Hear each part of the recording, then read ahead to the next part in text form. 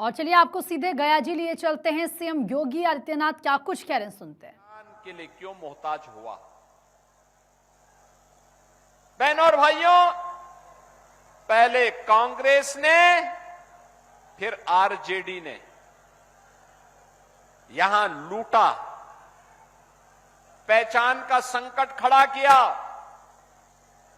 नौजवानों के रोजगार को छीना, अन्नदाता किसानों को बदहाल करके रख दिया, गरीबों को योजनाओं का लाभ नहीं दिया, विकास का पैसा अपने परिवार के विकास में लगा दिया। परिणाम क्या था? सब कुछ चौपट था। नक्सलवाद फैलता गया, माओवाद फैलता गया, माफियावाद फैलता गया और सत्ता के समानांतर माफियाओं की सरकार चलने लग गई। बहनों और भाइयों,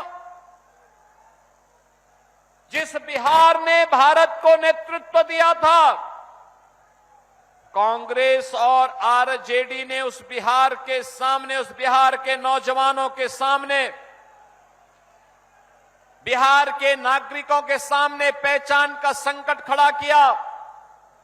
अन्नदाता किसानों को आत्महत्या करने के लिए मजबूर किया। बेटी और बहन के ऊपर सुरक्षा का संकट खड़ा किया।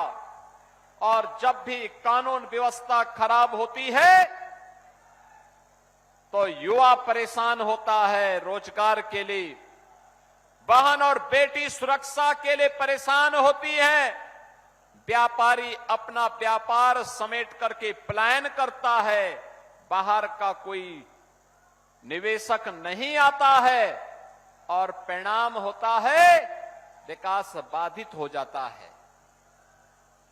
बहनों और भाइयों, आज जब प्रातः में गया के लिए लखनऊ से चल रहा था, वहां पर मैंने एक कार्यक्रम किया।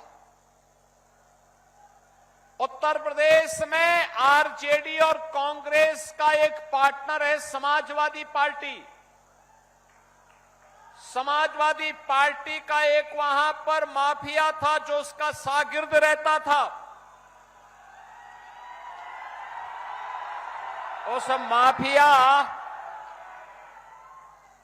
उस माफिया ने लखनऊ में समाजवादी पार्टी की सरकार के समय एक नहीं, गरीबों की जमीन पर और सरकारी जमीन पर 4 किले नुमे मकान बना डाले थे। हमारी सरकार आई, मैंने पूछा, भाई ये 4 किले नुमा बड़े बड़े बंगले किसने बनाए हैं?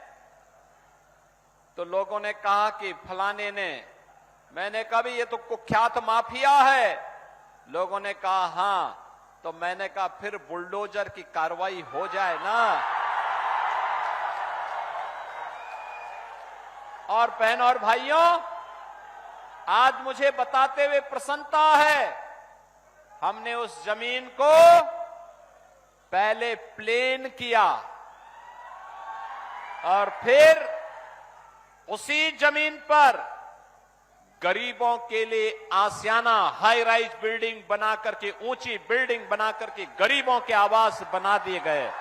और आज प्रातः कार्तिक पूर्णिमा के अवसर पर जब लोग गंगा स्नान कर रहे थे, पवित्र नदियों में स्नान कर रहे थे,